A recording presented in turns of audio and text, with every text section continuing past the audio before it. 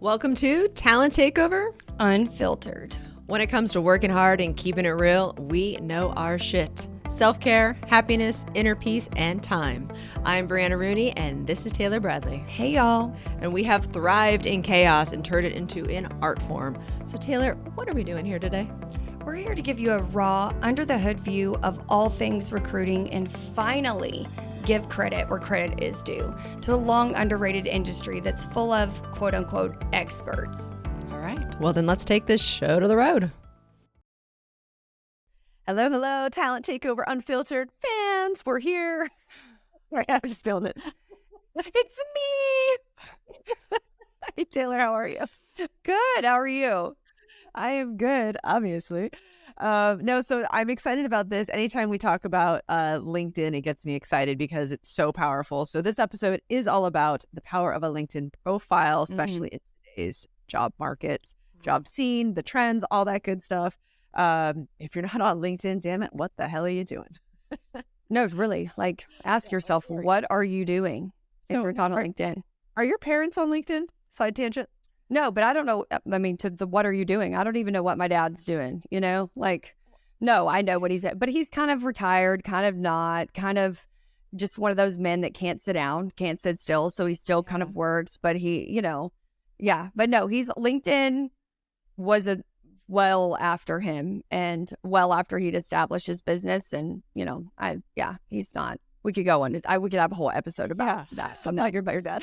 Okay. About my dad. So just like that generation, I think it's more that. So not an episode specifically about my dad, but just that generation. And then, I mean, how did you business with that generation too? Well, I'm going to do something I don't ever do. I'm going to get my phone out for a second because this just happened yesterday. I was pretty bummed about it. So hopefully my dad doesn't listen because I'm about to put him on blast right now. So, we've had a lot of exciting news on LinkedIn recently. Well, first of all, we are a founding recruiter on Forbes.jobs. How freaking cool is that? Their new platform.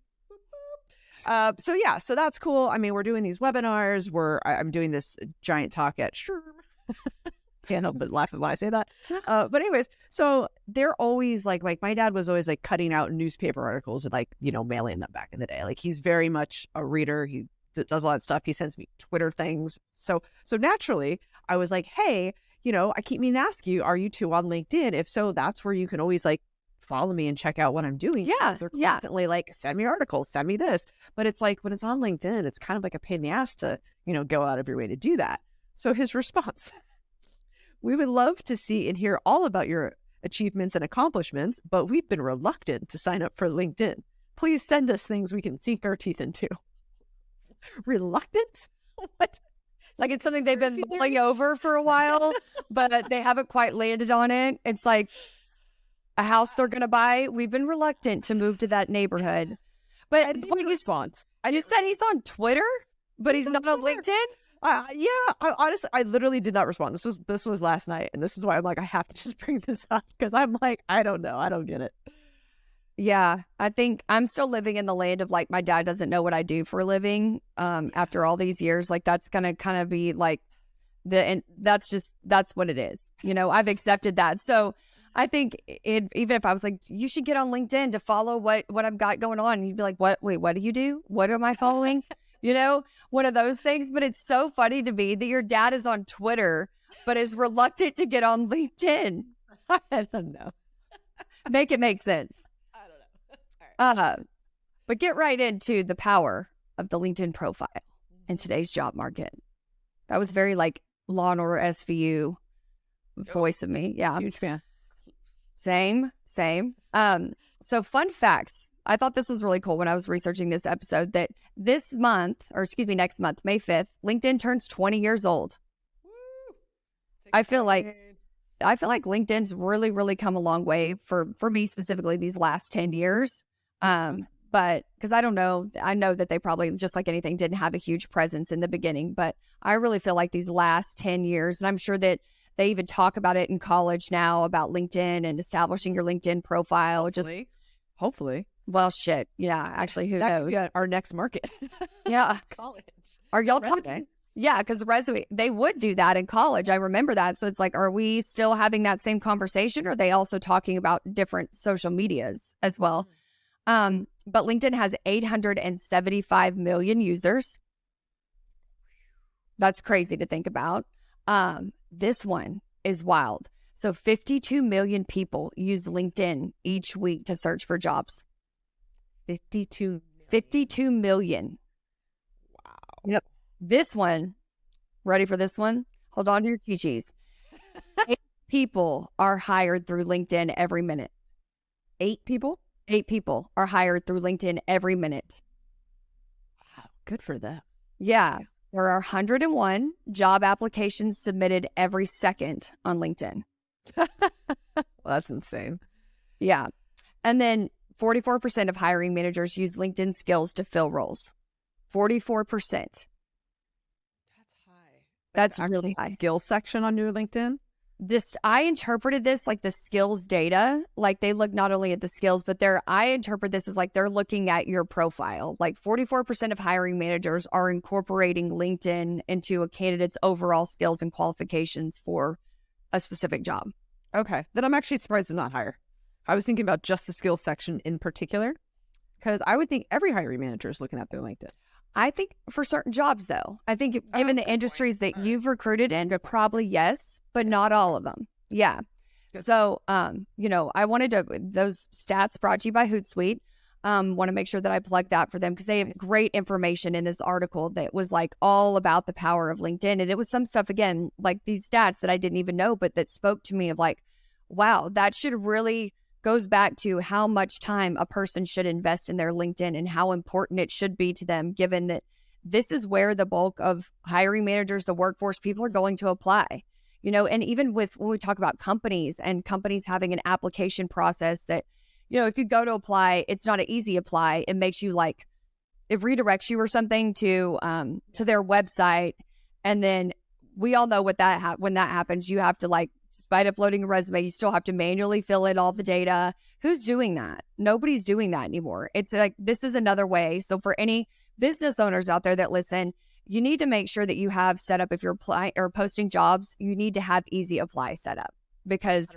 I feel like it's a complete deterrent. Like I can't even say that I would go through the time to go and fill out all of that shit if it wasn't easy apply, to go to a different thing, to basically retype your resume into a job application. It's just such a dated process. Although on the flip side, I wonder if companies are trying to make it harder because they just had too many applicants.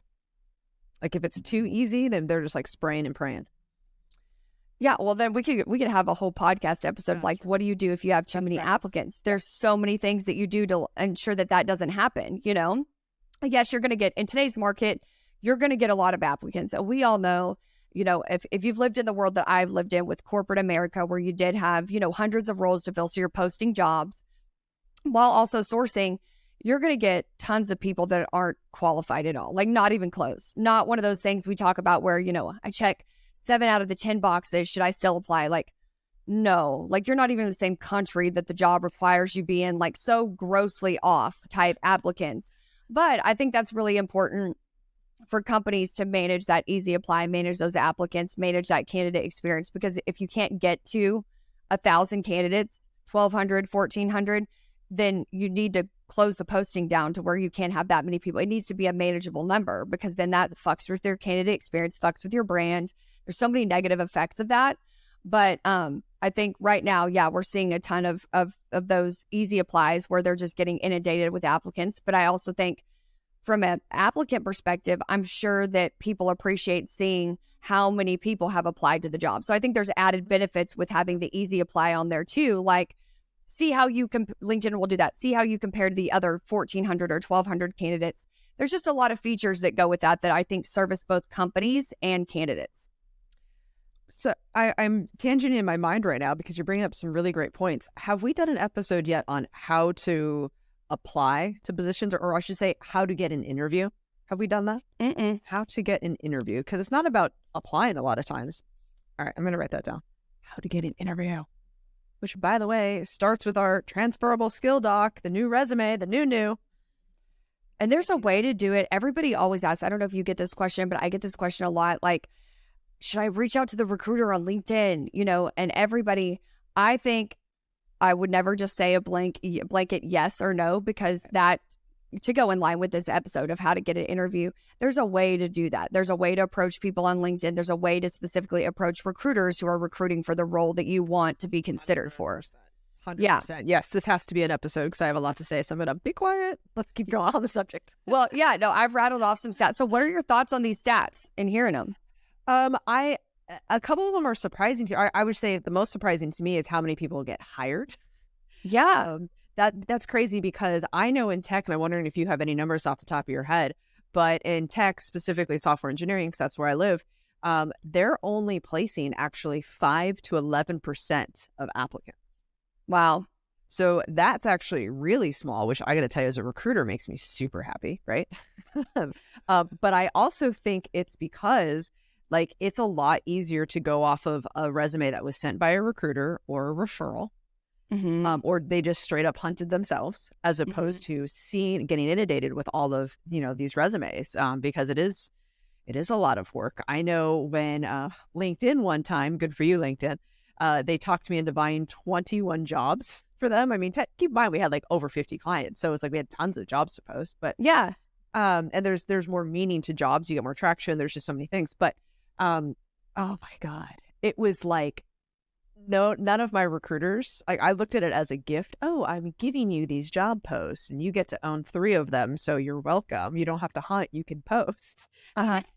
It got to it was like almost a punishment giving them the job posts. Really? Like, no, thank you. Yeah. That's wild. Yeah. That I have so to ask about I have a completely different experience with that than on the corporate side than I'm sure you did. But I think the difference is, or like what I would assume the difference is the recruiters that I worked with in the RPO capacity, they had like sometimes 20 to 40 recs on their plate. Like that's a lot of positions one person's filling. So you need a good bulk of those to be the ones that can be, if you could just generate applicants through a job posting. Sure. That's great. And then they always all had some that they had to source for. So they had to be able to do both. They had to be able to handle inbounds. They had to be able to source.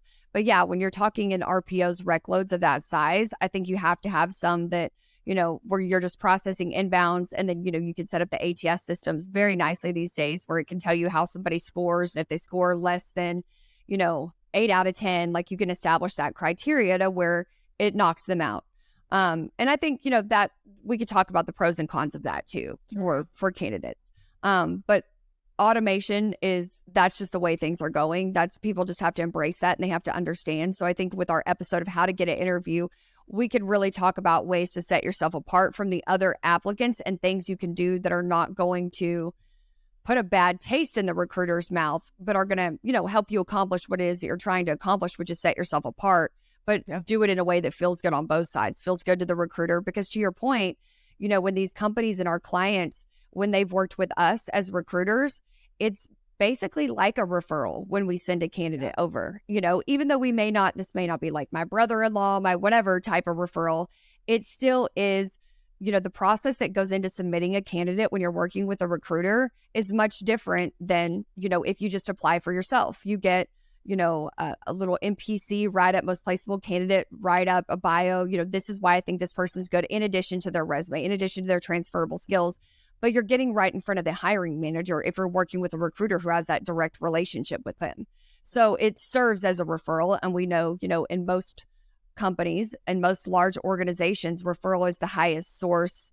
It's the highest source of hire. Like it's the highest and best. So yeah, I would say that LinkedIn, it all boils down to LinkedIn has to be done right, regardless of what industry you're in, vertical, niche, whatever your job title is, whatever your age is, it doesn't matter. If you still, not only, even if you're retired, if you still want to stay on top of industry trends or, what your daughter's doing, you need to be on LinkedIn. Like LinkedIn is a very good source of information for a lot of people. Like we talked about that Warren report, to have that. Crazy, huh? Yeah. Like there's a lot of good information to be found, and it's just a great source of knowledge to be on LinkedIn, but also to like make sure that you're showing up right on LinkedIn. Yeah. So let's talk about the different powers of the profile then, because Okay. I think that this could be a really good conversation because you might think one's more powerful than others. So on a profile, what do you think the top like 2 things are that people are like, I mean, obviously we have to really tackle it all together, but like if you're like, fine, if you have 5 minutes today, these are the 2 things to improve. I think what I see, and I'm surprised by this, that I see this, and I probably think this at least once a day. And I'm glad that you actually asked me this question because I didn't think of when I'd ever speak about this.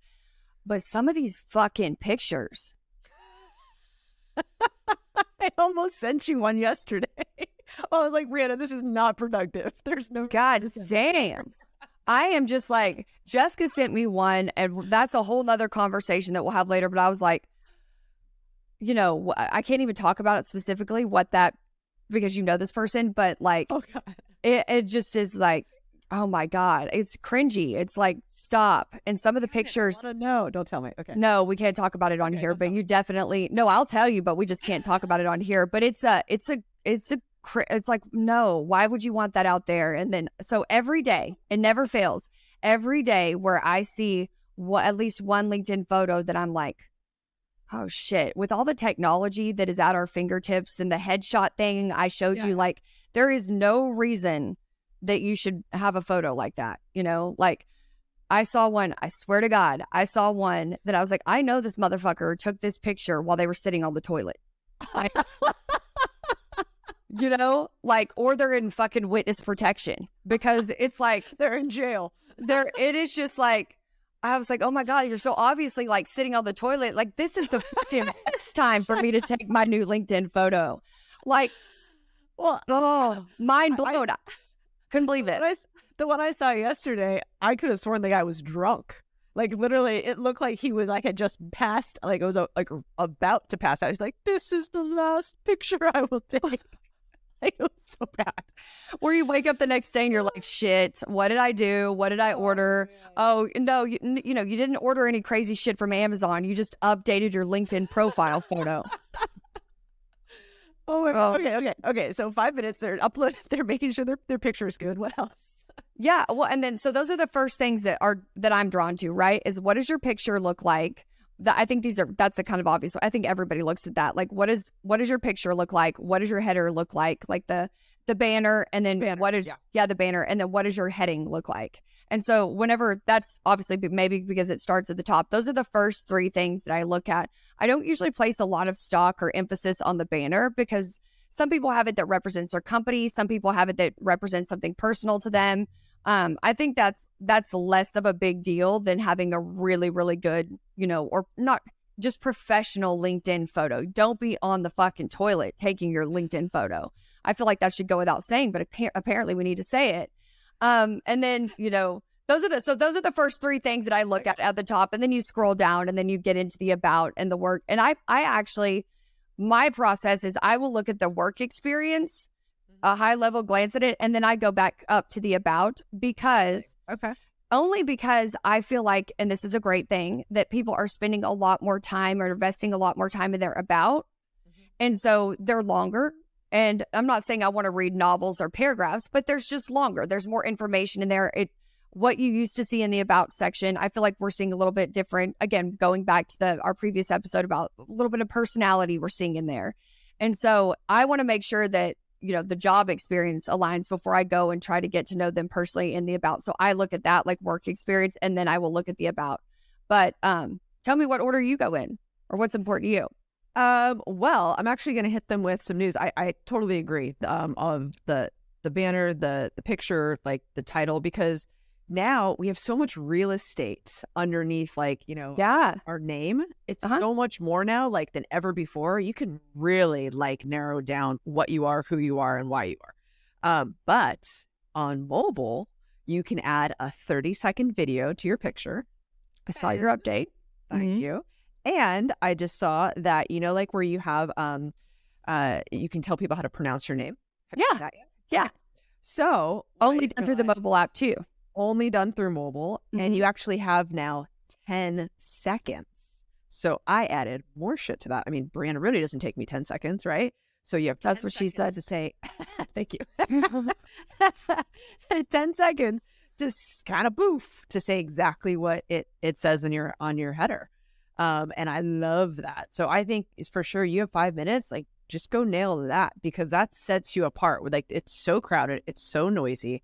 Like you said, LinkedIn is your resume. It's better than your resume at this point. It's your key to networking. Naturally, everyone's like going there. So you have to set yourself apart. So I would definitely spend some time on that for sure. And then I agree with, I go straight to the work experience. I look at job title first and foremost. And then I scroll all the way down just because I like to just see like just the tenure of the different companies that they've been at just super quickly to see if I see any relevant or any industries or anything.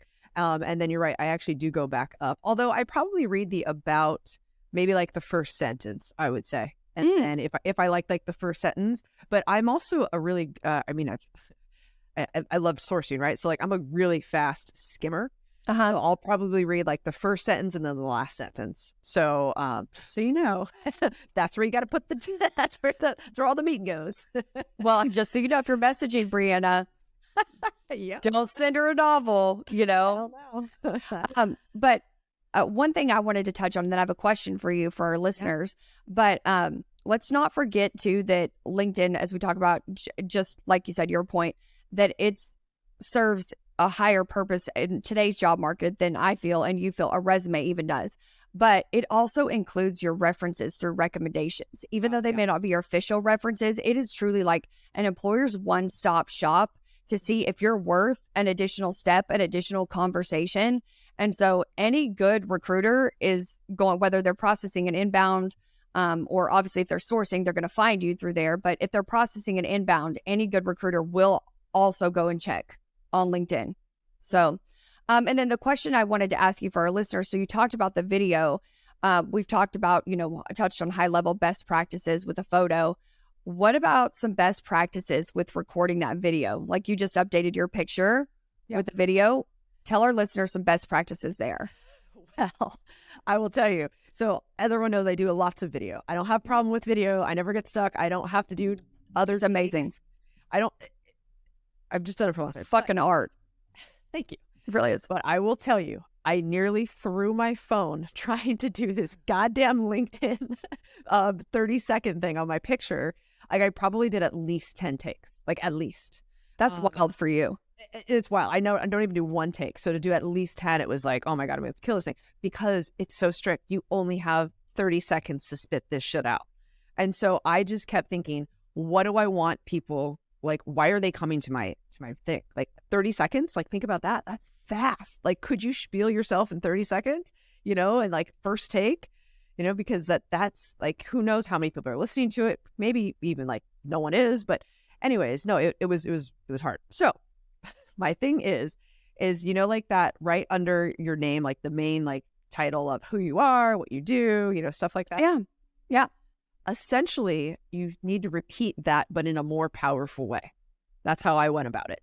And I was trying to think, okay, if I'm having a client open up the message to get business, whether it's via LinkedIn or an email, what do I want them to hear from me without reading?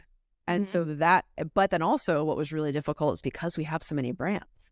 So I was like, okay, what business for me moves the needle the most? So for all the people that aren't maybe business owners yet or have no desire, because I know that's a thing, but I would suggest going back to how you're supposed to brand yourself, which was, I know, more in the last episode, but who are you as a brand? And then why are people using you? I would just say like 1 to 2 sentences of that could be just so powerful, but it's also people want to work with people that they like. So it's really important to do the, hey, I'm Brianna Rennie. Thanks for coming. Thanks for visiting my profile. Like something like along those lines of like being the energy, the welcoming, or again, whoever you are, right? But to really like put that through. And then sorry to tell you guys, but you gotta watch it. I know for me, watching my own videos. Oh, yeah. No. But this one, again, because it's on LinkedIn, like I literally never watch YouTube, my YouTube videos. I've never seen one. But This I watched and it was painful, but because it's a LinkedIn profile, it shows how much more powerful it really is to your brand, to your market, to your business, everything. So yeah, that was a long-winded answer to that, but it was because it was hard for me. I love that. And I think that we should kind of, for our listeners, that we should keep tabs on, does that increase your profile visibility? Does that increase your connection requests? Like, what did changing your profile picture to be that video, what impact did it have on the analytics of your LinkedIn profile? Well, I'm actually going to get this up right now. And this is kind of a tough answer just because this week was so jam-packed with the Forbes.jobs, me being the founding recruiter, recruiter on their platform. So naturally I got a lot of views, but I'm going to just go on here right now. This is live, everybody. I'm going to tell you my analytics because I was blown away, actually. My post impressions in the last 7 days since I've changed this, because again, I did it the same week, is 81,594. Fuck. That's a lot. Yeah, that's a lot. And I've been in 668 search appearances. So, again, it's hard to say because we had all those cool things happening, but I mean, so far, so great. Yeah. I would love for our listeners, if anybody makes this change, let us know, reach out to us, tell us what impacts it had on your LinkedIn profile, making that change, or even any change. It could be video, it could be making any of the recommended changes that we discussed, adding emojis, really spending some time in that about section to clearly convey the message. Why should somebody work with you? And also incorporating a little bit of fun, a little bit of your personality in there. And then, any charitable work you do or anything you're passionate about. LinkedIn no longer has to just be a stiff, business resume. You can incorporate some personality in there. So I think that's what I would love to task our listeners with is update your LinkedIn profiles. Reach out to us if you need help. That's definitely a service that we offer, but update your LinkedIn profiles and then let us know what the outcome is after you've updated it. Are you even getting more profile views? It could be even the smallest wins or traction, but those trends and analytics are really, really important to analyze on LinkedIn. It's really important that you're looking at those for yourself and seeing, what kind of content, if we're posting content, what's getting the most views or visibility, what hashtags are getting you the most views and visibility. So I think stuff like that's really important. And then, one of the other things, this fun fact I wanted to share with them that I learned recently was that LinkedIn places more stock and emphasis on how much time somebody spends on a post versus like impressions or reshares. It's really all about the comments. Yeah, I have recently seen that added to their analytics on how much time people are spending on your post. So that's really interesting. And then what I've started to get good at, because you told me this stat, really, and very honest, is that now I'm responding to people's comments, or at least liking them, acknowledging their comments. And where it was like, I don't know, I didn't really put any emphasis or thought on it. And I was just thinking, like, I'm reading them and I like them and I'm excited by them, but that other person doesn't know that, So it's almost like not texting someone back. Yeah. Damn. Like, I was like, yeah, good. And that's double the time that they spend in there. So for your LinkedIn analytics, for everybody out there, this will work to your benefit. For your LinkedIn analytics, it does you a disservice if you don't go in there and comment, because LinkedIn, again, they place a lot of emphasis on how much time people spend in comments. So if somebody comments on your post, you respond back, then they then go back in and look at your comment or like it or respond back to you. Then that's even more time that they're spending in the comments, which again is really a really powerful analytic to LinkedIn specifically. So I think these are some good tips that we've shared with our listeners. Again, if you guys need any help, go ahead. Sorry, I was interrupting. Just like one more. Don't close it out. I got one more, girl. Hit them with it. And I just realized, this is also like recorded on the Millionaire Recruiter YouTube, so they're going to see that moment. So anyways, enjoy. Another thing that hopefully people know about by now is the creator mode that you're able to do on LinkedIn, which comes with 5 profile topics, which is your hashtags. Yes. And what also people don't realize is these hashtags that people follow, first of all, make sure that enough people follow them, because I've seen very like niche hashtags where it's like, you and like only 10 people talk about this, right? Yeah. So make sure that they are relatable to you, again, and that there's enough people, but you can post in these hashtags. These are actually additional groups, which I think is really important, which also gives you access to LinkedIn Live, audio events, newsletters, and then the follow link. If you are not in creator mode, you cannot have access to this stuff. So that is massive. Yeah. Need help with that? Hit us up. That is a big one. And there's, like you said, there's a lot to be gained from that too. You know, you follow those certain, after following the Inc. 5,000 hashtag back when we went in October, I got visibility to so many people that I'm like, oh my God, what they're doing is fascinating. Even made a connection, and somebody that I, you know, like we mentioned last episode, that I talk to, you know, periodically and stay in contact with. There's a lot to be gained out of following hashtags that have a bunch of people that are posting that same hashtag essentially. So that's one, that's a great tip. And I'm glad that you so rudely interrupted me to just visually interrupted you.